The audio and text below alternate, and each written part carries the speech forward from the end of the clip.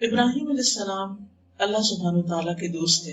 अल्लाह सुब्हानहू तआला किसी को अपना दोस्त कहे ये कोई मामूली मकाम नहीं। कुरान मजीद में अल्लाह सुब्हानहू तआला फरमाते हैं वत्तखज़ल्लाहु इब्राहीम खलीला, और अल्लाह ने इब्राहिम को दोस्त बना लिया। और खलील का लफ्ज जो है वो आम दोस्ती के लिए भी नहीं, खास दोस्त। इसके बावजूद कि अल्लाह सुब्हानहू तआला उनको अपना दोस्त कहते हैं, इब्राहिम अलैहिस्सलाम के अंदर इतनी आजिज़ी है कि वो जब भी अल्लाह ताला का कोई हुक्म मिलता है तो वो उसके आगे झुक जाते हैं। कुरान मजीद में अल्लाह ताला फरमाते हैं इज़ क़ाला लहू रब्बुहु अस्लिम क़ाला अस्लमतु लिरब्बिल आलमीन, कि जब उसके रब ने उससे कहा कि झुक जाओ तो कहा कि मैं रब्बुल आलमीन के लिए झुक गया। इसी तरह हर मौके पर वो अल्लाह ताला से दुआएं करते हैं। दुआ करना अल्लाह ताला को बहुत पसंद है। जो बंदा अल्लाह ताला से मांगता है अल्लाह ताला उससे खुश होता है, बावजूद इसके कि अल्लाह ताला को ये मालूम है कि बंदे की जरूरत क्या है। बहुत से लोग ये भी कहते हैं कि जब अल्लाह ताला को पता ही है तो हमें मांगने की क्या जरूरत है, वो खुद ही दे देगा, वो तो दिलों के हाल जानता है। कोई शक नहीं, वो जानता है, लेकिन इसके बावजूद वो इस बात को पसंद करता है कि बंदे उससे मांगे, और जब कोई उससे नहीं मांगता वो तो नाराज होता है। इसके बरक्स हम देखते हैं कि इंसान जब इंसानों से मांगता है तो इंसान नाराज होते हैं। करीबी रिश्तों से भी अगर आप कुछ मांगना शुरू कर दे तो वो भी नजरें फेर लेंगे।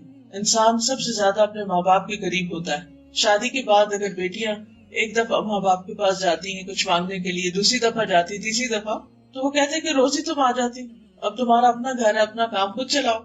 लेकिन अल्लाह सुब्हानहू तआला तो माँ बाप से भी ज्यादा प्यार करने वाला है इंसान से, और वो चाहता है कि बंदा अपनी हर हाजत, हर जरूरत उसके सामने रखे। और जब इंसान उससे मांगते हैं और सारे इंसान जो कुछ भी मांगना चाहते हैं मांगे, और अल्लाह ताला उन सबको वो सब कुछ अता भी करते जो वो मांग रहे हैं, तो इससे भी अल्लाह ताला के खजानों में कुछ कमी नहीं आती। अब रमजान का मौका है, करीब आ रहा है रमजान, एक एक दिन करके शाबान गुजरता चला जा रहा है। तो रमजान का महीना दुआओं का महीना है, उसमें हमें भी अपने लिए खूब खूब दुआएं करनी, क्योंकि रोजे की हालत में जब इंसान दुआ करता है तो दुआ कबूल होती है। इसी तरह रात की तरावीह है और सदका खैरात, कुरान की तिलावत और बहुत से नेकी के कामों का मौका है, मौसम है।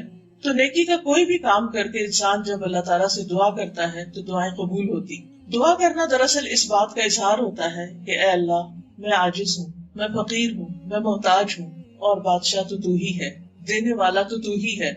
इसीलिए हम देखते हैं कि दुआ को इबादत का निचोड़ कहा गया है, कि सारी इबादत की टॉप पर। और वैसे भी जो भी हम इबादत करते हैं उसके बाद दुआ मांगते हैं। तो रमजान मुबारक के बारे में कुरान मजीद में जहाँ पर जिक्र किया गया है कि रमजान के रोजे फर्ज किए गए हैं, तो उसका इख्तिताम इन आयात पर होता है वइज़ा सअलका इबादी अन्नी फइन्नी क़रीब उजीबु दाअवतद दाई इज़ा दआनी फलियस्तजीबू ली वलियुमिनू बी लअल्लहुम यरशुदून। वइज़ा सअलका इबादी अन्नी, जब आपसे मेरे बंदे मेरे बारे में पूछे कि अल्लाह कहाँ है, वो सुनता है या नहीं, क्या वो हमारी दुआएं सुनेगा, तो उन्हें बता दीजिए फइन्नी क़रीब, कि मैं तो यकीनन करीब हूँ, बिल्कुल करीब हूँ। बावजूद इसके कि वो अपने अर्श पर है, लेकिन वो हल्की से हल्की आवाज हत्ता के दिल में उठने वाले ख्यालात तक से वो वाकिफ है। कुरान मजीद में अल्लाह ताला फरमाते हैं वलक़द नअलमु मा तुवस्विसु बिही नफ्सुहु, हम ये भी जानते हैं कि इंसान के नफ्स में, इंसान के दिल में क्या ख्यालात उठते हैं, तो वो बहुत करीब है। उजीबु दाअवतद दाई इज़ा दआनी, मैं जवाब देता हूँ दुआ करने वाले, पुकारने वाले की पुकार का, जब भी वो मुझे पुकारता है। दिन को पुकारता है, रात को पुकारता है, आहिस्ता आवाज से पुकारता है, बुलंद आवाज से पुकारता है, दिल ही दिल में पुकारता है, विस्पर करता है, कहीं पर भी पुकारता है।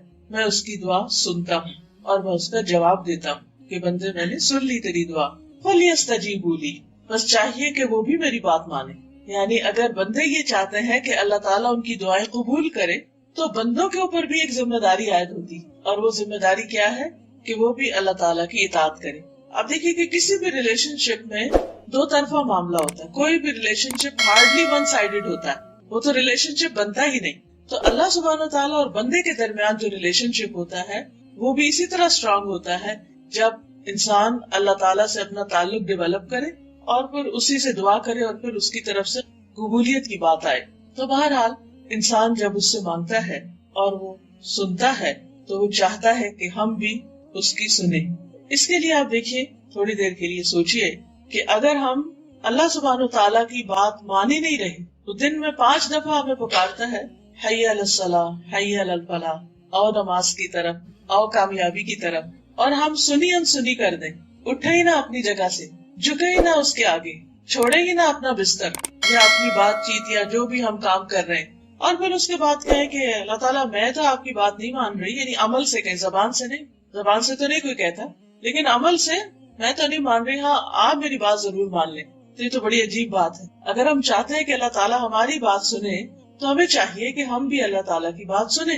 फलियस्तजीबू ली वलियुमिनू बी, और चाहिए कि वो मुझ पर ईमान लाएं, एतमाद करें कि मैं जरूर उनकी बात सुनूंगा, उनको सब कुछ देने पर कादिर हूँ। लअल्लहुम यरशुदून, शायद कि वो सीधी राह पाएं, हिदायत पाएं, यानी उन्हें चीजें अपने सही पर्सपेक्टिव में नजर आने लगे। तो बहरहाल हम सब के लिए दुआ का रास्ता खुला है।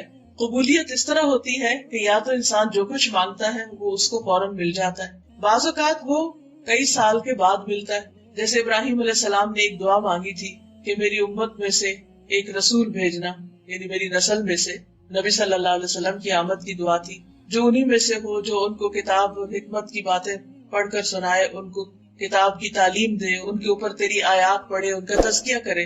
तो ये दुआ तकरीबन 2500 साल बाद कबूल हुई, यानी इब्राहिम अलैहिस्सलाम के 2500 साल बाद नबी सल्लल्लाहु अलैहि वसल्लम तशरीफ लाए। तो कभी कभी बहुत देर से भी दुआएं कबूल होती, इसी तरह कुछ और दुआएं भी ऐसी हैं। फिर इसी तरह कभी ऐसा भी होता है कि इंसान दुआ करता है लेकिन उसको वो तो नहीं मिलता जो वो मांग रहा है, लेकिन अल्लाह सुब्हानो ताला उसके बदले उससे कोई मुसीबत टाल देते हैं। कोई बीमारी आ रही होती है, कोई माली नुकसान हो रहा होता है, कहीं और किसी किस्म की कोई तकलीफ या हादसा होता है जो इंसान की तकदीर में होता है, लेकिन इंसान दुआ मांग रहा होता है तो अल्लाह ताला वो नहीं देते लेकिन उसको बचा लेते हैं। तो ये भी एक कबूलियत की शक्ल है, और इसमें हमसे ज्यादा अल्लाह ताला को पता है कि हमें इस वक्त ज्यादा क्या चाहिए, हमारे लिए मोस्ट इम्पोर्टेंट चीज क्या है। हम सिर्फ जाहिरी नजर से देखते हैं, हमारी नजर इतनी नहीं कि हम दूर तक सोच सकें। बाज़ हम छोटी छोटी चीजें मांगते हैं, अल्लाह ताला उससे बड़ी चीज देना चाहता है। बाज़ हम अपने बच्चों के लिए कुछ गोल सेट कर लेते हैं, हम चाहते हैं कि हमारा बच्चा बस यही बन जाए, लेकिन वो नहीं बनता, क्योंकि अल्लाह ताला उसको उससे भी बड़ा कुछ और बनाना चाहते हैं। लेकिन उसके लिए बाज राहें बड़ी कठिन होती है, मुश्किल होती। हम समझते हैं हमारी दुआएं कबूल नहीं हो रही, लेकिन वो बहुत खूबसूरत शक्ल में कबूल होने वाली है, बस सब्र और इंतजार की जरूरत होती है। और एक शक्ल ये है कि इंसान को दुनिया में उसके बदले में नहीं कुछ मिलता, लेकिन आखिरत में बेहतरीन जजा मिलेगी उसको, यानी हर दुआ के बदले उसके लिए नेकियां हैं। और जब इंसान आखिरत का बदला देखेगा तो सोचेगा काश दुनिया में मुझे कुछ भी ना मिलता, आज सब कुछ यही मिलता। लेकिन आज हम दुनिया में चूंकि उस जिंदगी की इतनी अहमियत को जानते नहीं, इसलिए यही चाहते हैं कि जो कुछ है बस हमें यही मिल जाए। फिर एक चीज ये है कि हम अमूमन जो दुआएं मांगते हैं वो मादी चीजों की होती है, वक्ती जरूरियात की होती है। लेकिन आज जो दुआ मैं इब्राहिम अलैहिस्सलाम की आपके साथ शेयर करूंगी वो बहुत ही खूबसूरत दुआ है। उन्होंने जो चीज मांगी वो बेमिसाल है। वो कहते हैं रब्बी हबली हुक्मन व अलहिकनी बिस्सालिहीन वजअलनी लिसान सिद्क़िन फिल आखिरीन वजअलनी मिन वरसति जन्नतिन नईम वग़फिर लि अबी इन्नहु कान मिनद्दाल्लीन वला तुख़ज़िनी यौम युबअसून यौम ला यनफ़उ मालुन वला बनून इल्ला मन अतल्लाह बिक़ल्बिन सलीम। कहते रब्बी हबली हुक्मन, ऐ मेरे रब मुझे हिकमत अता कर, मुझे नफ़ामंद इल्म अता कर, व अलहिकनी बिस्सालिहीन, और मुझे सालिहीन के साथ मिला दे, नेक लोगों की मजलिस अता कर, वजअलनी लिसान सिद्क़िन फिल आखिरीन, और बाद वालों में मेरा जिक्र खैर जारी कर दे, वजअलनी मिन वरसति जन्नतिन नईम, और मुझे जन्नतुन नईम के वारिसों में शामिल कर दे। वग़फिर लि अबी, मेरे बाप को बख्श दे, इन्नहु कान मिनद्दाल्लीन, बेशक वो भटके हुए लोगों में से था। वला तुख़ज़िनी यौम युबअसून, और मुझे रुसवा न करना उस दिन जब सब लोग दोबारा उठाए जाएंगे। यौम ला यनफ़उ मालुन वला बनून, जिस दिन माल और बेटे काम न आएंगे। इल्ला मन अतल्लाह बिक़ल्बिन सलीम, मगर जो अल्लाह के पास सलामत दिल लेकर आया। तो सलामत दिल जो है ये इंसान को वहां पर फायदा देगा। तो बहरहाल इस दुआ में बहुत ही जामे दुआ है और हम सबको भी अपने लिए मांगनी चाहिए। ये सूरत अश्शुरा की आयत नंबर 83 से ऑनवर्ड्स ये दुआ मौजूद है। कुरान मजीद में भी आप देख सकते हैं, दुआओं की किताबों में भी आमतौर पर ये दुआ पाई जाती है। सबसे पहली चीज जो मांगी गई वो है रब्बी हबली हुक्मन, अल्लाह मुझे हुक्म अता कर, हिकमत अता कर। فیصلے کی قوت عطا کر، فائدہ مند علم عطا کر۔ یاد رکھیے عربی زبان بہت وسیع زبان، اس میں ایک لفظ کے اندر کئی کئی معنی چھپے ہوئے ہوتے ہیں۔ جب انہوں نے حکم کا لفظ کہا تو اس میں حکمت بھی ہے، اس میں علم بھی ہے، اور اس میں وہ تمام چیزیں ہیں جو صحیح فیصلے سے تعلق رکھتی۔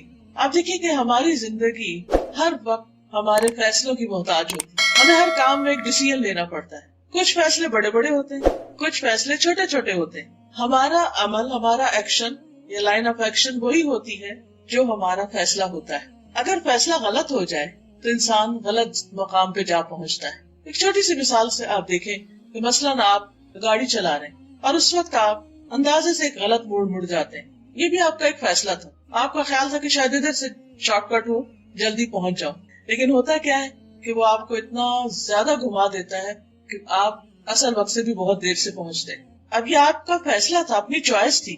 ہمارے فیصلے ہماری چوائس کے ساتھ ہوتے ہیں۔ اللہ سبحانہ وتعالیٰ نے ہمیں سارے کو چوائس دی ہے۔ ہم جب صحیح چوائسز بناتے ہیں تو اس کا نتیجہ بھی صحیح ہوتا ہے، پھر ہمارا ایکشن بھی صحیح ہوتا ہے، پھر اس ایکشن کا جو ری ایکشن ہے یا اس کا جو ریزلٹ ہے یا جو اس کا نتیجہ نکلنے والا ہے وہ بھی بہترین ہوتا ہے۔ مثلاً ہم یہاں اس وقت آئیں یا نہ آئیں، یہ بھی ہمارا ایک فیصلہ تھا۔ یہاں بیٹھ کر سنیں یا نہ سنیں، یہ بھی ہمارا ایک فیصلہ ہے۔ یہاں سے جو کچھ ہم سنیں اس کو یاد رکھیں یا نہ رکھیں، یہ بھی ایک فیصلہ ہے۔ یہ سارے فیصلے ہمارے اپنے ہوتے ہیں، اور ہمارے دل کے اندر ہی اندر، اپنی سوچوں کے اندر ہی اندر بہت کچھ ہو رہا ہوتا ہے، اور ہم پھر سوچتے جاتے ہیں اور کچھ نہ کچھ کرتے چلے جاتے ہیں۔ تو اللہ تعالیٰ سے یہ دعا مانگنی چاہیے کہ اللہ تعالیٰ میں جو بھی فیصلہ کروں، چھوٹا کروں یا بڑا کروں، وہ اچھا فیصلہ کروں، درست فیصلہ کروں، فائدہ مند فیصلہ کروں۔ پھر آپ دیکھیے کہ حکم کا ایک معنی حکمت ہے، وزڈم۔ عربی میں حکمت کہتے ہیں صحیح جگہ پر صحیح کام کرنا، right decision at right place, right time, یعنی رائٹ ٹائم پر رائٹ ڈیسیژن۔ پھر اس میں بھی حکم اور حکمت میں، فیصلے اور حکمت میں ایک کنیکشن ہے کہ رائٹ ٹائم پر رائٹ ڈیسیژن لینا، ہر چیز کو اس کی اپنی اصل جگہ پر رکھنا، یہ حکمت کہلاتا ہے۔ اللہ سبحانہ وتعالیٰ قرآن مجید میں فرماتے ہیں یؤتی الحکمت من یشاء ومن یؤت الحکمت فقد اوتی خیرا کثیرا۔ وہ حکمت عطا کرتا ہے جس کو وہ چاہتا ہے، اور جس کو حکمت مل گئی اس کو بہت بڑی بھلائی نصیب ہو گئی، اس کو بہت بڑی خیر مل گئی۔ یعنی جو انسان عقل مند ہے، سمجھدار ہے، صحیح سوچ رکھتا ہے، پازیٹیو تھنکنگ رکھتا ہے اور صحیح فیصلے کرتا ہے، تو اس کو زندگی گزارنے کا ایک بہترین طریقہ ہاتھ آ جاتا ہے۔ آپ دیکھیے کہ کس موقع پر کتنی بات کرنا ہے، کسی غم کے موقع پر غم کتنا منانا ہے، کسی خوشی کے موقع پر خوشی میں ایکسائٹمنٹ کتنی ہونی چاہیے، کیا کرنا ہے کیا نہیں کرنا، شادی بیاہ کے معاملوں میں کہاں شادی کرنی ہے نہیں کرنی، شادی کے موقع پر کیا خرچ کرنا ہے کیا نہیں کرنا، بچوں کو تعلیم دینی تو کتنی دینی، کیا نہیں دینی، ایون بچوں کی تربیت میں ان کے ساتھ معاملہ کرنا تو کیسے کرنا ہے، کس وقت ان کے ساتھ نرمی کرنی ہے، کس وقت ان کے ساتھ سختی کرنی ہے، کس وقت ان کو چھوڑ دینا ہے اور کس وقت ان کو پکڑنا ہے، یہ سب کچھ حکمت پر مبنی ہے۔ بعض اوقات ہم کھانے کی میز پر بیٹھ کر بچوں سے حساب کتاب شروع کر دیتے ہیں، کہاں گئے، کیا کیا، کیا پڑھا، کیا نہیں پڑھا، یوں لگتا ہے جیسے اس وقت ہماری قید میں آتے ہیں اور پھر ہم ان کے ساتھ جیسا چاہیں کریں۔ حالانکہ کھانا کھانے کا وقت ایسا نہیں کہ جس میں انسان کوئی تلخ بات کرے یا ایسی بات کرے کہ جس سے لوگ قریب آنے کی بجائے اور دور ہو جائیں۔ وہ ہلکی پھلکی بات چیت کرنے کا وقت ہوتا ہے، بڑے بڑے فیصلے کرنے کا وقت نہیں ہوتا۔ لیکن بعض اوقات ہم جلد بازی میں یا غصے میں یا پہلے ہی ہم نے کچھ سوچ کے رکھا ہوتا ہے، اس کے مطابق ہم اپنی گفتگو وہیں سے شروع کرتے ہیں، وہیں سے کام خراب ہو جاتا ہے۔ بعض اوقات آپ نے دیکھا ہوگا بچے کھانا چھوڑ کے اٹھ جاتے ہیں، پاؤں پٹکتے ہوئے اب جا کے دروازہ بند کر لیتے ہیں، چلے جاتے ہیں، کبھی گھر میں کھانا ہی نہیں کھاتے۔ پھر کبھی ایسا بھی ہوتا ہے کہ ماں باپ کے رویے سے تنگ آ کر وہ ماں باپ کے ساتھ بیٹھنا ہی نہیں چاہتے، گھلنا ملنا ہی نہیں چاہتے، بات سننا ہی نہیں چاہتے۔ یہاں تک کیوں نوبت پہنچتی؟ کیونکہ بعض اوقات ہم اس حکمت سے کام نہیں لیتے کہ جس سے پیار، محبت، صبر، برداشت کے ساتھ ہم ان کی تربیت کر سکیں۔ کبھی تھوڑی سختی کی ضرورت ہوتی ہے، ہم زیادہ کر جاتے ہیں، کبھی فرم ہونے کی ضرورت ہوتی ہے، ہم ان کو ڈھیلا چھوڑ دیتے ہیں، کبھی ایک بات کرنے کی ضرورت ہوتی ہے، ہم 10 باتیں کہہ جاتے ہیں، اور کبھی بات کی ضرورت ہوتی ہے اور ہم کچھ بھی نہیں کہتے۔ تو یہ سب کچھ کیا ہے؟ حکمت سے تعلق رکھتا ہے۔ یہ بھی اللہ سبحانہ تعالیٰ کی دین ہوتی ہے، یہ بھی توفیق ہوتی ہے۔ اس پر اللہ تعالیٰ سے دعا کرنی چاہیے کہ اللہ ہمیں صحیح وقت میں صحیح بات کرنے کی توفیق عطا فرما، صحیح فیصلوں کی توفیق عطا فرما۔ اسی طرح آپ دیکھیں باقی معاملات میں بھی جو کچھ ہم کام کرتے ہیں، مثلا اگر ہم کوکنگ کر رہے ہیں، ایک چائے کا کپ بھی اگر ہم نے پکانا ہے تو آپ دیکھیے اس کو بھی اگر پانی کو زیادہ ابال دیں گے تو کیا ہو، کم ابالیں گے تو کیا ہوگا، پتی زیادہ ڈال دیں گے تو کیا ہوگا، کم ڈالیں گے تو کیا ہوگا، دودھ زیادہ ڈال دیں گے تو کیا، کم ڈالیں گے تو کیا۔ ان ساری چیزوں کا اس چائے کے کپ پر اثر پڑ رہا ہے. یہ سارے فیصلے تو ہمارے ہی، ہم نے کیا کرنا ہے. لیکن اگر ہم ہر چیز کو ایک بیلنس کے ساتھ صحیح مقدار میں کریں گے تو وہ چیز فائدہ مند ہوگی، زیادہ لذیذ ہوگی. کوئی بھی چیز ہم کر رہے ہیں تو یہ سب چیزیں حکمت سے تعلق رکھتی ہیں، فیصلوں سے تعلق رکھتی ہیں، اور ان سب کے پیچھے علم کی ضرورت ہوتی ہے. اب مثلاً ایک ڈاکٹر کے پاس آپ جاتے ہیں تو وہ آپ کے لیے دوائی پرسکرائب کرتا ہے، نسخہ لکھتا ہے آپ کے لیے. وہ جو اس وقت وہ سمجھ رہا ہے آپ کو، آپ خود بھی اپنے آپ کو نہیں سمجھ رہے ہوتے کہ اس وقت مجھے کیا چاہیے، مجھے کون سی میڈیسن کھانی چاہیے، کتنی کھانی چاہیے، کب تک کھانی چاہیے. یہ آپ کے بہاف پر ڈیسیژن کون لیتا ہے؟ ڈاکٹر لیتا ہے، اور اسی کو لینا چاہیے. کیوں؟ اس لیے کہ اس کے پاس علم ہے، وہ علم جو میرے پاس نہیں ہے. تو زندگی میں صحیح فیصلے کرنے کے لیے صحیح علم بہت ضروری ہے. اسی لیے حکمن کا ایک معنی علم نافع بھی کیا گیا ہے، فائدہ مند علم. اور فائدہ مند علم وہی ہوتا ہے جو زندگی میں ہمارے کام آئے. بعض اوقات لوگوں کے پاس بڑی بڑی ڈگریاں ہوتی ہیں کہ بالکل ایک چھوٹی سی بات سمجھنا سمجھانا ان کو مشکل ہوتا ہے. کامن سینس بعض اوقات مسنگ ہوتی. یہ سب چیزیں بھی ہمیں اللہ تعالیٰ سے مانگنی چاہیے کہ اللہ تعالیٰ ہمیں صحیح علم عطا کر، حقیقی علم عطا کر، جس کی وجہ سے ہم اس زندگی میں صحیح فیصلے کر سکیں. کیونکہ فیصلہ ہر چیز میں ہے، ہمارے لباس پہننے میں بھی ہے، ہمارے شاپنگ کرنے میں بھی ہے، ہمارے کھانے پینے میں بھی کہ کس وقت ہمیں کیا کھانا ہے، کتنا کھانا ہے. بعض اوقات وہ غلط فیصلے ہوتے ہیں تو بیماریاں جنم لے لیتی، ہم نقصان میں پڑ جاتے ہیں. تو اللہ سے دعا کرنی چاہیے کہ یا رب ہمیں صحیح نور عطا کر، بصیرت عطا کر، ہمارے دل کی آنکھیں کھول دے، ہمیں حقیقت دکھا دے، معاملات کی تہہ تک پہنچنا سکھا دے. کیونکہ بعض اوقات ہم صرف سرفیس پر ہی چیزوں کو دیکھ کر ججمنٹل ہو جاتے ہیں، اس کی ڈیپتھ میں نہیں جاتے. تو اللہ سبحانہ وتعالیٰ سے دعا کرتے ہیں کہ اللہ تعالیٰ ہمیں صحیح بصیرت دے تاکہ ہم اپنی زندگی کو صحیح طور پر گزار سکیں. ہم سب یہ جانتے ہیں کہ ہماری اس زندگی کے آگے ایک اور زندگی بھی ہے، اور اس زندگی کا انحصار اس پر ہے کہ ہم نے یہ زندگی کیسے گزاری. اگر یہ زندگی صحیح گزرے گی، اللہ تعالیٰ کی مرضی کے مطابق گزرے گی، تو جب ہم اللہ تعالیٰ سے ملاقات کریں گے وہاں جا کر، تو جو فیصلہ اللہ تعالیٰ ہمارے بارے میں کریں گے وہ بالکل صحیح ہوگا، کیونکہ وہ بندوں پر ظلم نہیں کرتا. اس لیے قرآن و سنت کا علم ہونا بھی بہت ضروری ہے تاکہ ہم یہ جان سکے کہ ہمارا رب کس موقع پر ہم سے کیا چاہتا ہے. جب ہم کوئی بزنس کر رہے ہوں یا شادی کے ہسبینڈ وائف کے ریلیشن شپ میں ہوں، میری رسپانسبلٹیز کیا ہیں، میرے رائٹس کیا ہیں، میرے ہسبینڈ کے رائٹس کیا ہیں، میرے بچوں کے رائٹس کیا ہیں، ان کی کیا رسپانسبلٹی ہے مجھ پر، ان کے بارے میں مجھ سے کیا پوچھا جائے گا. پھر اسی طرح ہماری عبادات، کن چیزوں سے نماز ہوتی، کن چیزوں سے نہیں ہوتی، کن چیزوں سے روزہ ہوتا ہے، کن چیزوں سے نہیں ہوتا.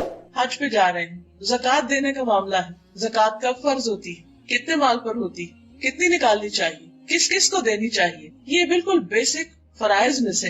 ان سب کے بارے میں ہمارے رائٹ ڈیسیژن اسی وقت ہو سکتے ہیں جب ہمارے پاس نالج ہوگا. مثلا ہم نماز پڑھتے ہیں تو بعض اوقات ہم اس میں بھول جاتے ہیں، تو ہمیں سمجھ نہیں آتی کہ سجدہ صاحب کرنا ہے یا نہیں کرنا، وہ ڈیسیژن نہیں لے پا رہے ہوتے. اس کی وجہ کیا ہوتی ہے؟ بعض اوقات لیک آف نالج ہوتا ہے، بعض اوقات علم ہوتا ہے پھر بھول چکا ہوتا ہے کیونکہ ہم نے اس کو تازہ نہیں کیا ہوتا. اسی طرح باقی تمام معاملات میں بھی، نیبرز کے ساتھ کس طرح رہنا، اپنے سروینٹس کے ساتھ کیسے رہنا. ویسے تو ہمیں معلوم ہوتا ہے، لیکن سب سے بیسٹ طریقہ کیا ہے اس معاملے میں؟ ہمیں آخرت کے اعتبار سے کہاں کیا ملنے والا ہے. اور دنیا میں جب ہم کوئی کام کرتے ہیں تو ہمارا ہمیشہ ہی دل چاہتا ہے کہ ہم نمبر 1 ہوں، ہم سب سے آگے ہوں. ہم سب کی یہی خواہش ہوتی ہے، بڑی نیچرل سی خواہش ہے.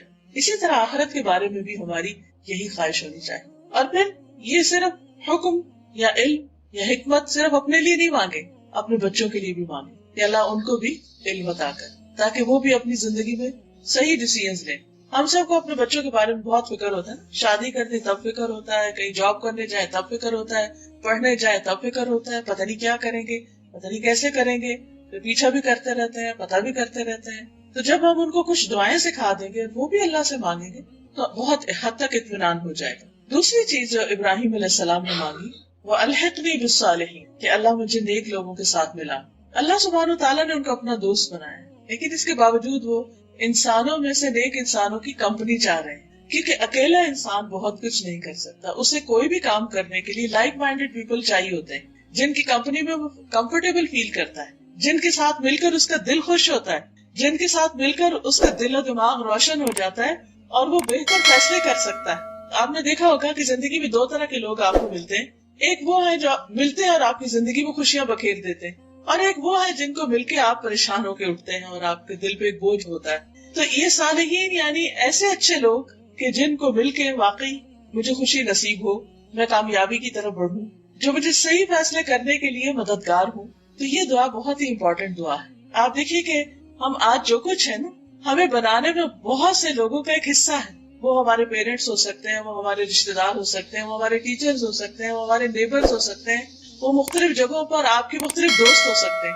اور اس میں دوستوں کا ایک بہت بڑا حصہ ہوتا ہے. یعنی ہم سب اچھی طرح جانتے ہیں کچھ چیزیں ہم نے کتابوں سے سیکھی، لیکن بہت سی چیزیں ہم نے ہیومن انٹریکشن سے سیکھی. لوگوں سے مل کر، میل ملاقات کر کے، تبادلہ خیال کر کے، باتیں کر کے، اس سے ہم نے بہت کچھ سیکھا. اور وہ سیکھنا بڑا آسان بھی ہوتا ہے اور بڑا خوشگوار بھی ہوتا ہے کہ جب آپ کسی کے پاس بیٹھتے ہیں، ایک بات کرتے ہیں، وہ آپ کو کوئی اور اچھی بات بتاتا ہے. پھر ایسے لوگ کہ جو آپ کو دھوکہ نہ دیں، جو آپ سے جیلس نہ ہو، جو آپ کے سنسیئر فرینڈز ہوں، یہ ساری انسان کی بہت بنیادی ضرورت ہے. یہ بھی اللہ سے مانگنی چاہیے. اور نہ صرف یہ کہ عام انسانوں کو، بلکہ پیغمبروں کے لیے بھی یہ کہا گیا. نبی صلی اللہ علیہ وسلم کو حکم دیا گیا، وَاصْبِرْ نَفْسَكَ مَعَ الَّذِينَ يَدْعُونَ رَبَّهُمْ بِالْغَدَاةِ وَالْعَشِيِّ يُرِيدُونَ وَجْهَهُ وَلَا تَعْدُ عَيْنَاكَ عَنْهُمْ تُرِيدُ زِينَةَ الْحَيَاةِ الدُّنْيَا. اور اپنے آپ کو روک کر رکھیے، اپنے آپ کو ملا کر رکھیے ان لوگوں کے ساتھ جو اپنے رب کو صبح و شام پکارتے ہیں، جو اللہ کا چہرہ چاہتے ہیں، اور آپ ان سے اپنی نگاہ نہ ہٹائیے. یعنی آپ کو کیا حکم دیا کہ کن لوگوں کی کمپنی اختیار کیجیے؟ جو اپنے رب کو یاد کرنے والے. کیونکہ جب آپ ایسے لوگوں کے ساتھ بیٹھیں گے تو وہ آپ کو اللہ کی یاد دلائیں گے. اور اللہ کی یاد ایسی چیز ہے کہ جس سے دلوں کو اطمینان ہوتا ہے، جس سے دل خوش ہوتے ہیں، جس سے انسان کو سرور ملتا ہے. تو اچھی کمپنی، اچھے دوست زندگی کی خوبصورتی. اور نہ صرف یہ کہ زندگی میں، بلکہ مرنے کے بعد بھی. اچھے دوست مرنے کے بعد بھی کبھی نہیں بھولتے انسان، وہ دعاؤں میں یاد رکھتے ہیں. جبکہ مرنے کے بعد سب سے زیادہ انسان کو دعاؤں کی ضرورت ہوتی ہے. اچھے دوست قیامت کے دن بھی نہیں بھولتے، وہ اپنے دوستوں کی تلاش میں ہوں گے. حتیٰ کہ ایک روایت میں یہ آتا ہے کہ جب جنت والے جنت میں چلے جائیں گے، جہنم والے جہنم میں چلے جائیں گے، تو ایک شخص اپنے رب سے کہے گا کہ یا رب، میرا ایک دوست تھا دنیا میں اس کو یہاں نہیں دیکھ رہا، اور اس کے بغیر میرے یہاں رہنے میں مزہ نہیں. تو اسے پتا چلے گا کہ اس کا وہ دوست تو جنت میں جانے کی بجائے وہ جہنم میں جا چکا، کسی بھی وجہ سے جو بھی ہو. تو وہ سفارش کرے گا یا رب، میرے اس دوست کو وہاں سے نکال دے، اسے بھی میرے ساتھ جنت میں پہنچا دے. تو اچھے دوست نہ صرف یہ کہ دنیا کی مشکلات میں کام آتے ہیں، آپ کے غم اور دکھ بانٹتے ہیں، آپ کے دلوں کا بوجھ دور کرتے ہیں، آپ کی مدد کرتے ہیں مختلف مواقع پر، بلکہ آخرت میں بھی فائدہ مند ثابت ہوں گے. اسی لیے ہم دیکھتے ہیں کہ یوسف علیہ السلام، جن کو اللہ سبحانہ تعالیٰ نے مصر جیسے ملک کی حکومت عطا کی تھی اور پھر نبوت بھی عطا کی تھی، انہوں نے کیا دعا مانگی جب ان کے پاس سب کچھ تھا کہ فاطر السماوات والارض انت ولی فی الدنیا والآخرہ توفنی مسلما والحقنی بالصالحین. آسمانوں اور زمین کے پیدا کرنے والے اللہ سبحانہ تعالیٰ کو فریاد کر رہے ہیں، انت ولی فی الدنیا والآخرہ، تو ہی میرا دوست ہے دنیا اور آخرت میں. توفنی مسلما، مجھے اسلام کی حالت میں وفات دینا، یعنی میں اس وقت فوت ہوں جب میں تیری اطاعت اور فرما برداری کر رہا ہوں، اچھے کام کر رہا ہوں. کیونکہ انسان کا خاتمہ جس عمل پر ہوگا، قیامت کے دن اسی عمل کے ساتھ اٹھایا جائے گا. اگر آپ کی وفات اچھے لوگوں کے ساتھ ہوتی ہے، اچھے ہاتھوں میں ہے، اچھا کام کرتے ہوئے دنیا سے جاتے ہیں. جیسے ایک حدیث میں آتا ہے کہ اگر کوئی شخص احرام کی حالت میں فوت ہو جائے، حج کرنے گیا، راستے میں فوت ہو گیا، تو قیامت کے دن وہ اٹھے گا، تلبیہ پکار رہا ہوگا، اسی حال میں اٹھے گا. اسی طرح اور بھی کچھ لوگوں کے بارے میں آتا ہے کہ جس طرح کی ان کی زندگی ہوگی اسی طرح کے وہ قیامت کے دن اٹھیں گے، یعنی آخری عمل جو ہوگا. تو کہتے ہیں توفنی مسلما، کہ اللہ مجھے اسلام کی حالت میں فوت کرنا، اس حال میں کہ میں تیرا فرما بردار ہوں. والحقنی بالصالحین، اور مجھے نیک لوگوں کے ساتھ ملا دے. ان کے پاس کس چیز کی کمی تھی؟ نہ دین کی نہ دنیا کی، ہر چیز تھی ان کے پاس، لیکن انہوں نے مانگا تو کیا مانگا؟ اچھے دوست مانگے، اچھی کمپنی مانگی. تو ہم سب کی بھی ایک بہت بڑی ضرورت ہے کہ ہمارے آس پاس کے لوگ، ہمارے ملنے جلنے والے، وہ اچھے ہوں، اس سینس میں کہ ہمارے لیے سنسیئر ہوں. انسان ملتا تو بہت سے لوگوں سے رہتا ہے، لیکن ہم نہیں جانتے کہ وہ ہمارے لیے کیا جذبات رکھتے ہیں اور وہ کس وجہ سے ہماری دوستی چاہتے ہیں. آپ دیکھیے کہ بعض اوقات دوستی کے پیچھے بھی کوئی مطلب ہوتا ہے، اور جب انسان کو پتا چلتا ہے کہ کوئی شخص صرف مطلب کے لیے دوستی کر رہا ہے تو یہ بہت تکلیف دہ ہوتا ہے. اور دنیا میں کئی دفعہ پتا چل جاتا ہے کہ جو سنسیئر دوست ہوتے ہیں وہ ہمیشہ ساتھ دیتے ہیں، اور جو مطلب کے دوست ہوتے ہیں وہ مطلب پورا ہونے کے بعد نظر نہیں آتے. تو جب انسان نیک لوگوں کی دوستی مانگے گا، اچھے لوگوں کی، صالح کا مطلب ہوتا ہے اچھا، نیک، تو پھر وہ ہمیشہ کے لیے آپ کے لیے سنسیئر ہوں گے، آپ کے خیر خواہ ہوں گے، آپ سے سچی محبت کرنے والے ہوں. اور انسان کو اس دنیا میں اور خاص طور پر اس مٹیریلسٹک دور میں یعنی ہمیشہ سے لوگوں کے اندر دنیا کی ایک محبت رہی ہے، لیکن آج کا دور میں کچھ زیادہ ہو گئی ہے یہ چیز. شاید ہماری نانی دادی کے وقت لوگ اتنا مٹیریلسٹک نہیں تھے جتنا اب ایک دنیا کی دوڑ لگ گئی ہے. ہر شخص اس دوڑ میں ایک طرح سے شریک ہوتا جا رہا ہے، تو اس میں بعض اوقات رشتوں کی پہچان بھی بھول جاتی. تو ایسے میں انسان جب یہ دعا کرتا ہے تو اس کو خاص خوشی اور سکون حاصل ہوتا ہے. اچھا، بچوں کی تربیت میں بھی آپ دیکھیے کہ اگر آپ کے بچوں کے دوست اچھے ہیں تو آپ بہت ہی خوش قسمت ہیں. پھر آپ کو فکر کی ضرورت نہیں، کیونکہ اچھے دوست ان کو اچھی راہ ہی بتائیں گے، اچھے مشورے دیں گے اور ان کو صحیح راستہ ملے گا.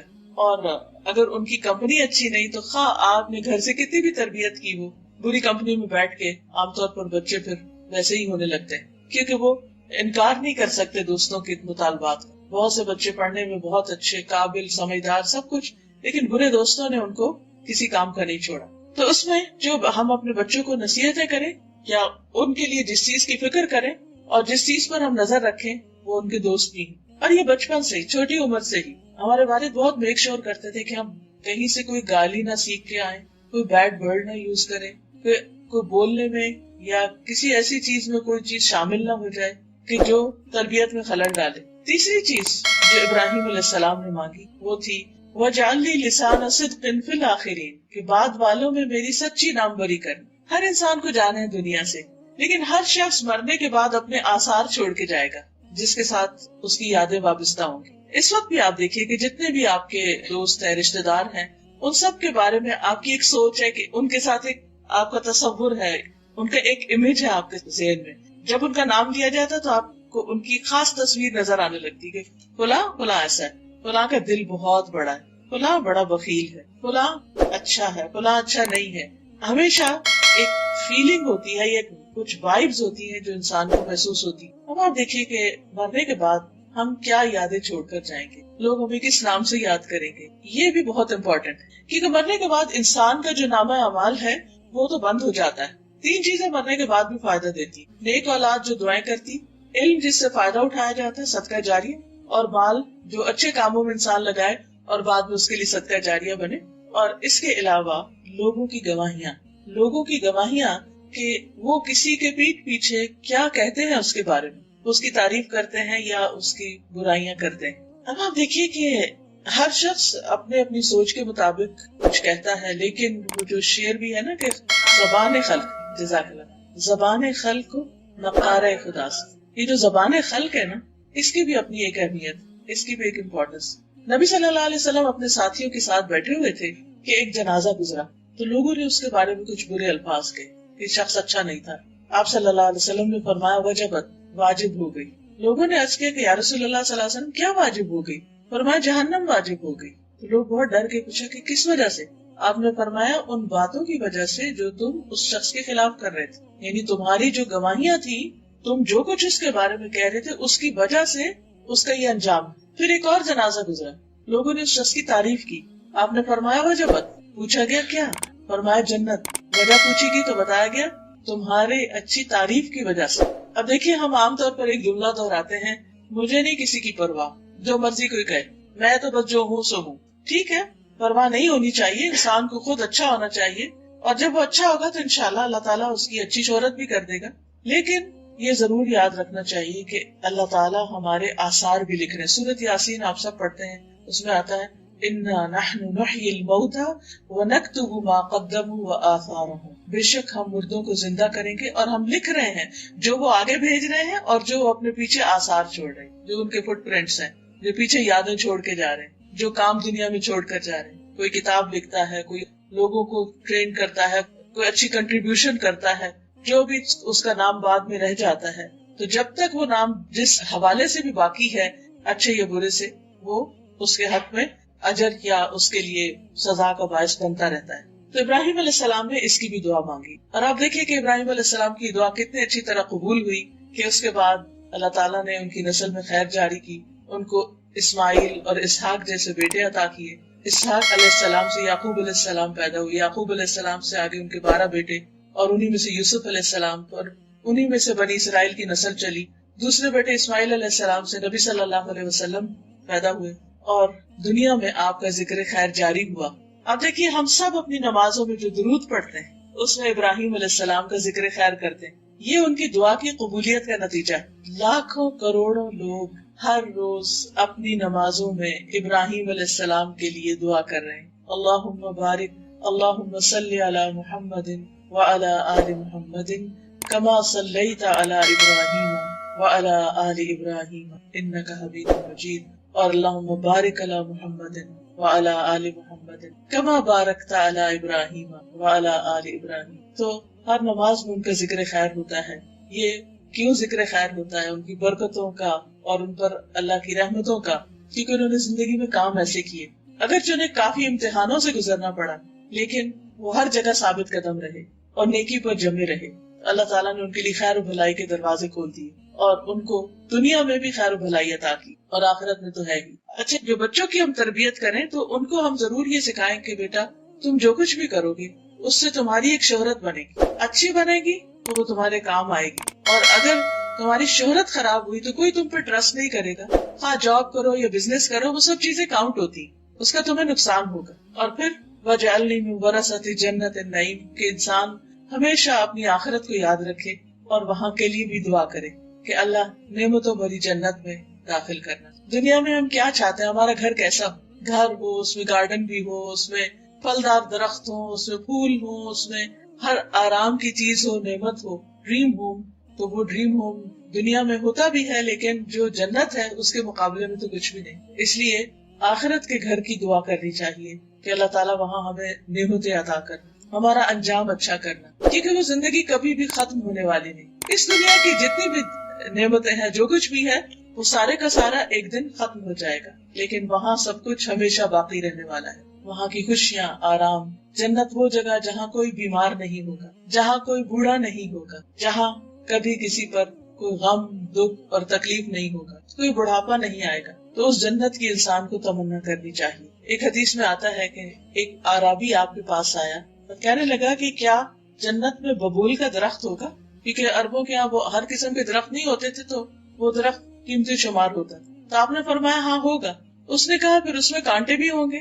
آپ نے فرمایا ہاں کانٹے ہوں گے، لیکن اس کے ایک کانٹے کے اندر مومن کے لیے 70,000 کھانے ہوں گے، اور ہر کھانے کا رنگ دوسرے سے مختلف ہوگا۔ آپ دیکھیے کہ آپ ایک دن میں کتنا کھا سکتے، یعنی اگر ایک کانٹے کے اندر اتنا کچھ ہے تو پھر وہ پورے درخت میں کیا کچھ ہوگا، اور بے شمار درخت اور ان کے اندر کتنی نعمتیں ہمیشہ کے لیے جیتے ہوئے۔ وہ نعمتیں انسان ایکسپلور کرتے کرتے کرتے تھک جائے لیکن وہ نعمتیں ختم نہیں ہوگی۔ انسان کی سوچ سے بھی بالا ان نعمتوں کی تمنا کرنی چاہیے، اس کے لیے کوشش کرنی چاہیے، اس کے لیے دعا کرنی چاہیے۔ اور الحمدللہ رمضان آگے ہے، بہترین موقع ہے ہمارے لیے کہ ہم کچھ کریں۔ ابراہیم علیہ السلام نے یہ بھی دعا مانگی کہ اللہ میرے باپ کو بخش دے۔ ہمیں اپنی دعا میں اپنے والدین کو یاد رکھنا چاہیے، کیونکہ والدین کے ساتھ جو نیکی کی جاتی ہے وہ ایسی نیکی ہے جس کا بدلہ اللہ تعالیٰ دنیا میں بھی دیتے۔ جب کبھی کوئی مشکل وقت ہو نا، پریشانی کا وقت ہو، یا بچے بات نہ مانے، یا کوئی بچوں کی طرف سے کوئی دکھ تکلیف ہو، والدین کے ساتھ احسان کریں۔ زندہ ہے تو ان کے کسی کام آئیں، ان کا دل خوش کر دیں، اور اگر فوت ہو چکے ہیں تو ان کے لیے کوئی صدقہ خیرات کریں، ان کے لیے دعائیں کریں، انشاءاللہ پریشانی دور ہوگی۔ اس کے برعکس اگر کوئی والدین کے ساتھ زیادتی کرتا ہے، ان کو ستاتا ہے، تو یہ ان گناہوں میں سے ہے جس کی سزا دنیا میں بھی انسان کو ملتی۔ ہم میں سے کون ہے جس نے اپنے ماں باپ کو تنگ نہ کیا؟ یہ ان کی گریٹنیس ہوتی ہے کہ وہ ہمیں ان ساری باتوں کے باوجود معاف ہی کرتے چلے جاتے ہیں، اور ہم کتنا بھی تنگ کریں وہ خوش ہی رہتے ہیں اور دعائیں ہی کرتے چلے جاتے ہیں، اللہ ماشاءاللہ۔ تو ہمیں بھی اپنے والدین کو دعاؤں میں یاد رکھنا چاہیے۔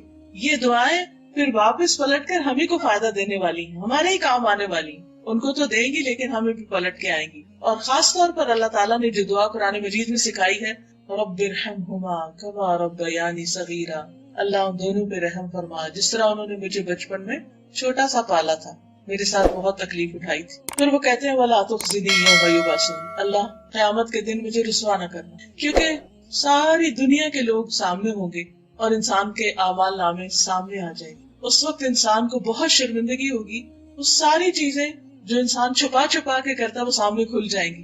یوم تبلی السرائر، جس دن انسان کے سینے کے جو راز ہیں وہ بھی جانچ لیے جائیں گے۔ وَإِذَا الْقُبُورُ بُعْثِرَتْ، جب قبریں جو ہیں وہ اکھاڑ دی جائیں گی، اور پھر جب انسان کے اندر جو کچھ ہے وہ سامنے آ جائے گا۔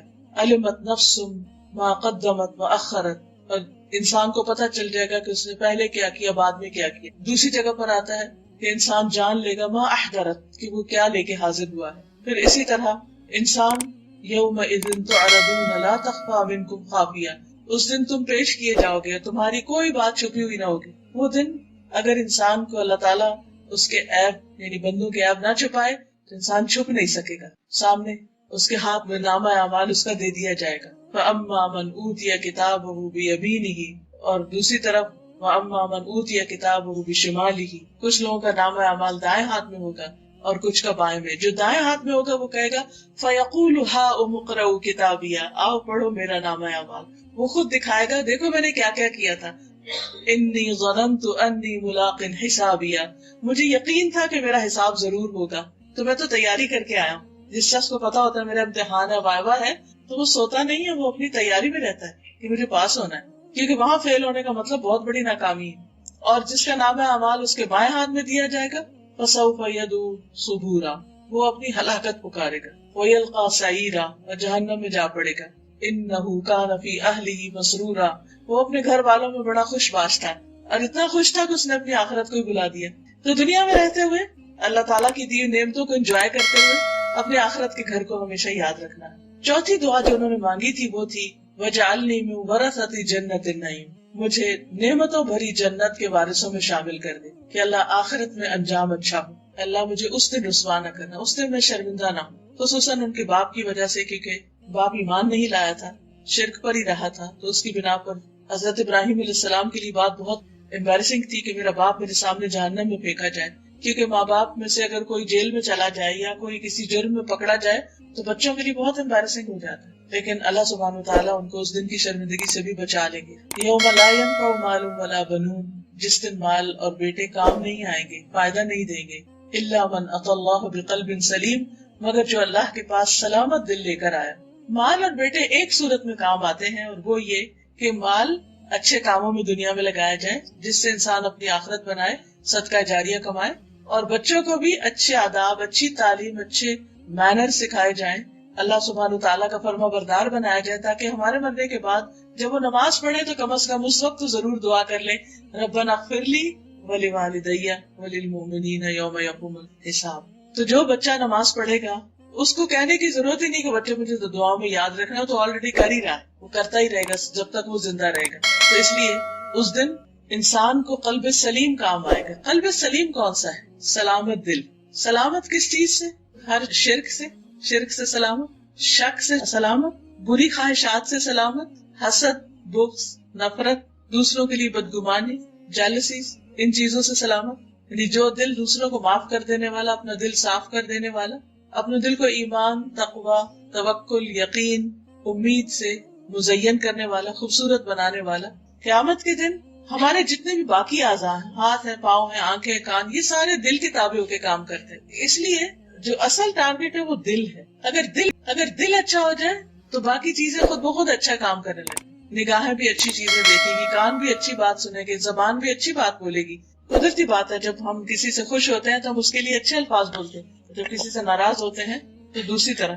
تو اس لیے بہت ضروری ہے کہ ہم اپنے دلوں پر کام کریں اور اپنے دل کا جائزہ لیتے رہیں، اپنے دل کا خود ہی محاسبہ کرتے رہیں کہ دل میں ایمان کی کیفیت کیا ہے، دل میں اللہ تعالیٰ کی محبت کتنی، دل میں خیر کی، نیکی کے کاموں کی کتنی محبت. کیا یہ دل نماز میں لگتا ہے یا نہیں لگتا؟ کیا یہ دل قرآن پڑھتے ہوئے لگتا ہے یا نہیں لگتا؟ خصوصاً رمضان میں روزے کی حالت میں دل کی کیفیت کیا ہے؟ دل کے اندر ایک امن، اطمینان اور سکون ہے یا نہیں؟ کسی کا قول ہے کہ ایک دنیا کی جنت ہے اور ایک آخرت کی جنت ہے. جو دنیا کی جنت میں داخل نہیں ہوا وہ آخرت کی جنت میں داخل نہ ہو سکے گا. اور دنیا کی جنت دل کی خوشی ہے، دل کا اطمینان ہے، دل کا سکون ہے کہ دنیا میں کچھ بھی ہوتا رہے لیکن انسان اپنے اندر ایک اطمینان پائے، ضمیر پر کوئی بوجھ نہ ہو، اپنے رب کو راضی کرتا رہے، بندوں کے حقوق ادا کرتا رہے، تاکہ جب اس دنیا سے جائے تو اچھی حالت میں جائے.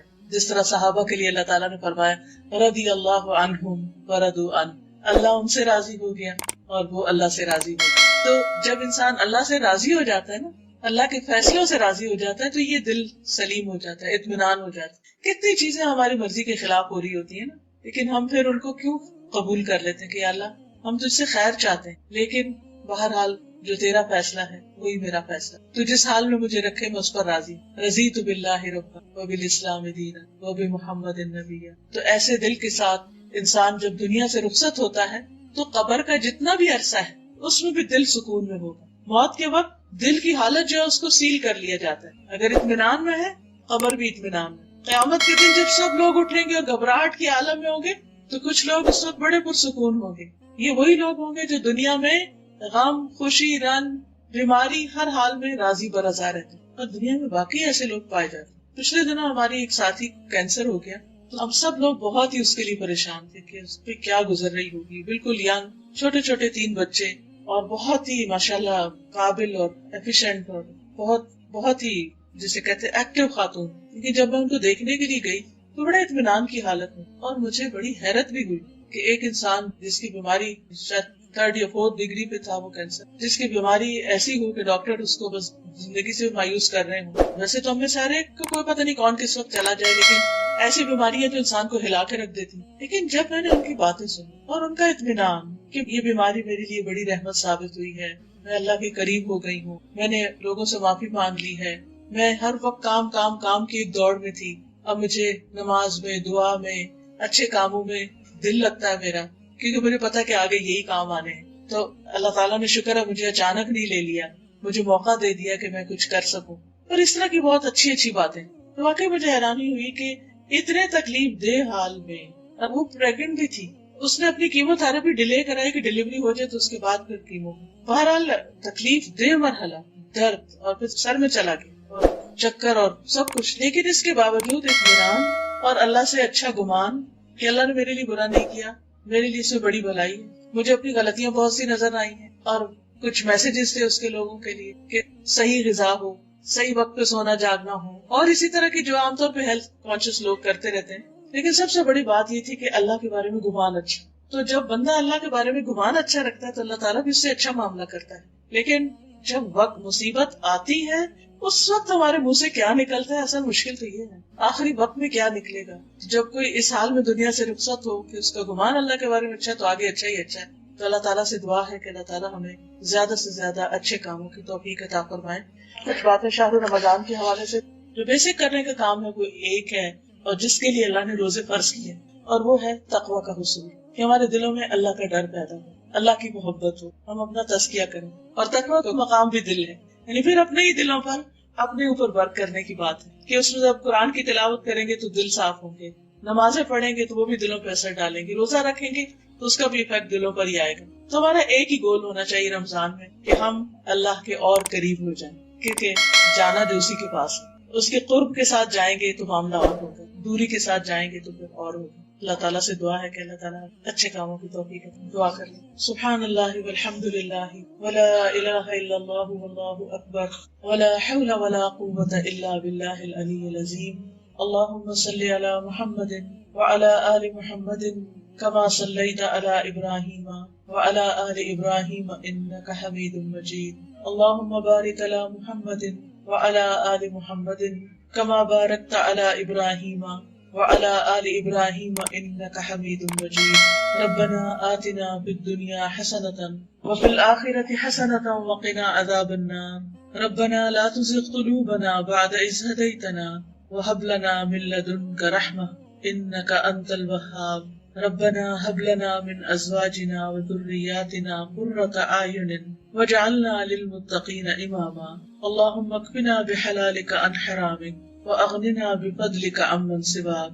لا إله إلا الله وحده لا شريك له، له الملك وله الحمد وهو على كل شيء قدير۔ سبحان الله والحمد لله ولا إله إلا الله والله أكبر ولا حول ولا قوة إلا بالله العلي العظيم۔ أستغفر الله ربي من كل ذنب وأتوب إليه۔ الله أكبر كبيرا والحمد لله كثيرا وسبحان الله بكرة وأصيلا۔ اللهم إني أسألك من الخير كله عاجله وآجله ما علمت منه وما لم أعلم، وأعوذ بك من الشر كله عاجله وآجله ما علمت منه وما لم أعلم۔ لا إله إلا الله وحده لا شريك له، له الملك وله الحمد وهو على كل شيء قدير۔ اے اللہ، اے رب العالمین، آپ ہر چیز پر قادر ہیں۔ یا رب العالمین، تو ہمیں ایمان کی دولت نصیب فرما، تقوی کی دولت نصیب فرما، اپنی محبت عطا فرما، اپنی خشیت عطا فرما، ہمیں قلب سلیم عطا فرما، ہمیں نفع مند علم عطا فرما، ہمیں حکمت عطا فرما، ہمیں نیک ساتھی عطا فرما، ہمیں مرنے کے بعد ذکر خیر عطا فرمانا، ہمیں جنت النعیم عطا فرمانا، ہمارے والدین کو بخش دینا، اللہ ہمیں قیامت کے دن رسوا نہ کرنا۔ یا رب العالمین، ہمیں دنیا کی بھلائیاں بھی عطا فرما۔ یا اللہ، ہمیں اپنا محتاج رکھنا، بندوں کی محتاجی سے بچانا۔ یا اللہ، تو صحت اور زندگی اپنی رضا کے مطابق گزارنے کی توفیق عطا فرمانا، رزق حلال عطا فرمانا، نیک اور صالح اولاد عطا فرمانا، ہماری نسلوں میں خیر جاری کر دینا، ہمارے بچوں کو دنیا اور آخرت کی کامیابیاں عطا فرمانا، انہیں ہماری آنکھوں کی ٹھنڈک بنا دینا۔ یا اللہ، ہمارے دوستوں، عزیزوں، رشتہ داروں پر اپنی رحمت فرمانا، ان سب کی مشکلات دور فرمانا۔ اللہ، بیماروں کو صحت عطا فرمانا، دکھی لوگوں کے دکھ دور فرمانا۔ اللہ، افواج پاکستان کی حفاظت فرمانا، ان کو دن دگنی رات چگنی ترقی عطا فرمانا، انہیں ہر دشمن اور ہر حاسد کے شر سے محفوظ رکھنا۔ یا رب العالمین، جو کچھ وہ کر رہے ہیں، جو بھی ملک و دین کی خدمت کر رہے ہیں، یا اللہ اس خدمت کو قبول فرما اور ان کو دنیا اور آخرت میں عزت عطا فرما۔ یا رب العالمین، تو ہم سب پر اپنی رحمت فرما، جنہوں نے اس مجلس کا اہتمام کیا ہے انہیں اس کی بہترین جزا عطا فرما، ان کے مال جان عزت آبرو ہر چیز میں برکت عطا فرما۔ جتنی بھی بہنیں یہاں آئی ہیں ان کے دلوں میں جو نیک دعائیں اور تمنائیں ہیں ان کو پورا فرما۔ یا حی یا قیوم برحمتک استغیث۔ اللہ، ہم تجھ سے ہر خیر کا سوال کرتے ہیں اور ہر شر سے تیری پناہ میں آتے ہیں۔ اللہ، تو ہمیں خیر اور بھلائی کے کاموں میں آگے بڑھنے کی توفیق دے۔ اللہ تعالیٰ ہمارا انجام اچھا کرنا، دنیا میں بھی اور آخرت میں بھی ہر طرح کی رسوائیوں سے محفوظ رکھنا۔ ربنا تقبل منا انک انت السمیع العلیم وتب علینا انک انت التواب الرحیم، وصلی اللہ تعالی علی خیر خلقہ محمد وعلی آلہ واصحابہ واہل بیتہ اجمعین برحمتک یا ارحم الراحمین۔ الہی آمین۔ سبحانک اللہم وبحمدک، اشہد ان لا الہ الا انت، استغفرک واتوب الیک۔ آپ سب کو بہت شکریہ۔ Now I would like to take a few questions from the audience. Questions? Sorry. آخری سوال ہی کرنے میں جو آپ نے بتایا جنت اور دوست کا فیصلہ لوگوں کی گواہیوں پہ، ڈاکٹر صاحبہ اکثر جیسے ہم لوگ لوگوں کو برے ہی میں یاد کر رہے ہیں، بہت کم ہے کہ ہم کسی نیکی کو ریئلائز کریں، تو اس کا فیصلہ کیا؟ اگر تو وہ صحیح بات کر رہے ہیں پھر تو وہ ویلڈ ہوگی گواہی، لیکن اگر ان کی گواہی ہی جھوٹی ہے، وہ غلط بات کر رہے ہیں جو کہ حقیقت پر مبنی نہیں، تو وہ گواہی ایکسپٹ نہیں کی جائے گی۔ جیسے دنیا کی عدالت میں بھی ایک معیار ہوتا ہے گواہی کا۔ جی بھیا، یہ جو دعا کارڈ ہے آپ کے ہاتھ میں، میں نے ابھی دیکھا ہے الحمدللہ کا، یہ بہت ہی اچھی دعائیں ہیں۔ جب بندہ اللہ تعالیٰ کا شکر ادا کرتا ہے، اللہ تعالیٰ نعمتیں اور عطا کرتا ہے، تو اللہ تعالیٰ کی تعریف ہے اس میں۔ اور آپ رمضان میں جیسے دن میں اگر قرآن پاک پڑھا اس کے بعد اگر پڑھ لیں تو انشاءاللہ تعالیٰ بہت فائدے کی چیز ہوگی۔ جی، دل کی صفائی کے لیے 3 چیزیں بہت فائدہ دیتی۔ ایک، قرآن مجید کا پڑھنا اور سمجھنا، کیونکہ قرآن مجید دل پر نازل ہوا ہے نبی صلی اللہ علیہ وسلم، اور قرآن مجید میں آتا ہے شفاء لما فی الصدور، کہ قرآن شفا ہے ان بیماریوں کی جو سینوں میں ہے، یعنی دل میں ہے۔ تو دل کی جتنی بھی بیماریاں ہیں ان کے لیے قرآن کا پڑھنا شفا ہے۔ دوسری چیز، موت کی یاد۔ انسان کسی سے حسد کیوں کرتا ہے یا کسی کی برائی کیوں کرتا ہے؟ کیونکہ وہ دیکھتا ہے کہ وہ دنیا میں اس سے آگے نکل رہا ہے یا اس کو نعمت مل گئی ہے۔ تو جب انسان کے اندر دنیا کی محبت نہیں ہوگی، آخرت کی فکر زیادہ ہوگی، تو obviously آٹومیٹیکلی اس کے اندر سے پھر جن کے پاس اس سے زیادہ بھی ہو تو ان کے بارے میں وہ برا نہیں سوچے گا۔ اور تیسری چیز یہ ہے اچھی کمپنی، کیونکہ عام طور پر ہمارے دل کے خیالات کیسے الٹتے پلٹتے جب ہم کسی سے بیٹھ کے باتیں کرتے ہیں۔ اگر ہماری سوچ منفی ہوگی لیکن دوست کی پازیٹیو ہے تو وہ ہماری منفی سوچ کو بھی وہ ٹھیک کرے گا کہ نہیں تم ایسے نہیں سوچو، اس کو اس اینگل سے بھی دیکھو، وہ اچھی ایڈوائس دے گا۔ تو یہ چیز پھر انسان کے دل کو سلامت رکھتی ہے۔ اور اگر دوست ایسے جو ہر وقت کسی کی چغلی کر رہے ہیں، کسی کی غیبت کر رہے ہیں، کسی کی باتیں بتا رہے ہیں، تو پھر وہ باتیں سن کے تو دل کا حال کیا ہوتا ہے؟ خوشی تھوڑی ہوتی ہے۔ اور خصوصاً اگر کوئی ہمارے خلاف ہمیں ہی آ کے بتا رہا ہو۔ آج ہی میں اپنے بیٹے کو کتاب پڑھا رہی تھی، امام غزالی کی کتاب ہے بدایت الہدایہ، عربی کی کتاب ہے لیکن اس میں بہت اچھی اچھی باتیں بھی ہیں۔ تو اس میں انہوں نے دوست کا دوست پہ حق جو ہے وہ لکھا ہوا تھا، بڑی اچھی ایڈوائسز تھی۔ تو اس میں ایک بات وہ یہ کہتے ہیں کہ تمہارا دوست وہ سنسیئر نہیں ہو سکتا جو لوگوں کی باتوں کو جو انہوں نے تمہارے خلاف کی وہ لا کے تمہیں پہنچائے اور تمہیں لوگوں سے بدگمان کرے، یعنی تمہارے دل کو دکھائے کہ فلاں تمہارے بارے میں یہ کہہ رہا ہے، فلاں یہ کہہ رہا ہے، تو یہ دوستی کے حق کے خلاف ہے۔ اچھی بات تو جا کے دوست کو بتائیں، لیکن ایسی باتیں نہ بتائیں جس سے دوست دکھی ہو۔ ہاں، اگر آپ اس کو کسی شر سے خبردار کرنا چاہتے ہیں تو آپ اس کو اچھے الفاظ میں ایڈوائز دے سکتے ہیں کہ آپ ان لوگوں سے محتاط رہیں، یا کوئی بھی اچھی بات، لیکن تکلیف دینے والی باتیں پہنچائی نہ جائیں۔ بس۔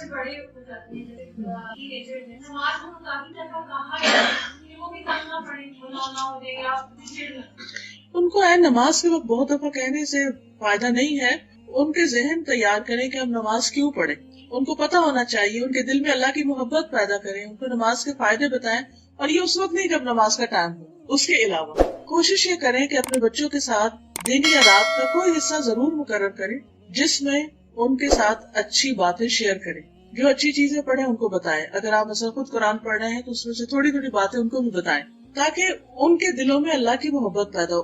اگر بچوں کے دل میں اللہ کی محبت آ جائے، آخرتی فکر آ جائے، تو وہ ہم سے بھی زیادہ اچھے کام کرنے کے لیے تیار ہو جاتے ہیں، پھر کہنے کی ضرورت نہیں۔ ہاں، چھوٹے ہوتے ہیں، ریمائنڈر دینا پڑتا ہے، لیکن پیچھا نہیں کرنا پڑتا، پھر وہ اس کو اون کر لیتے ہیں اس چیز کو۔ تو ان کی اچھی تعلیم اور اچھی تربیت جو ہے، جو ایک مسلمان ہونے کی حیثیت سے ہماری ذمہ داری ہے، کیونکہ قیامت کے دن اللہ تعالیٰ ہر ایک سے پوچھے گا کہ اس نے اپنے چھوٹوں کے ساتھ کیسا سلوک کیا، ان کی کیا ذمہ داری نبھائی۔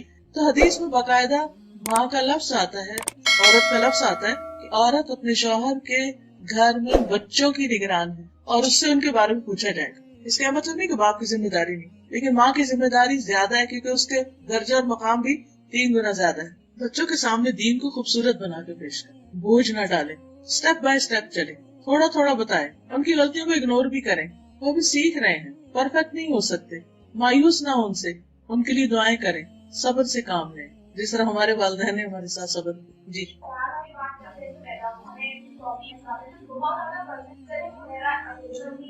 سرچ کر لیتے ہیں۔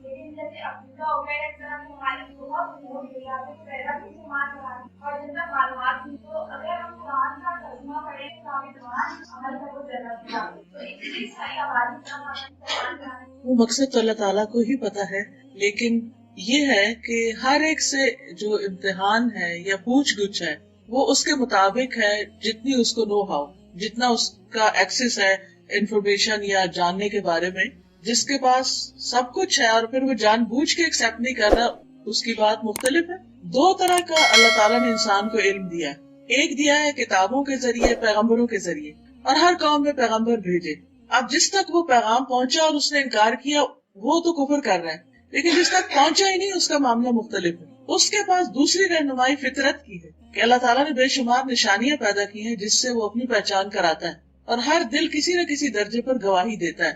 ہم سب کے ساتھ ہوتا ہے کہ اچانک ہم جا رہے ہوتے تو اللہ تعالیٰ کی کوئی نہ کوئی نشانی ہمارے سامنے آ جاتی۔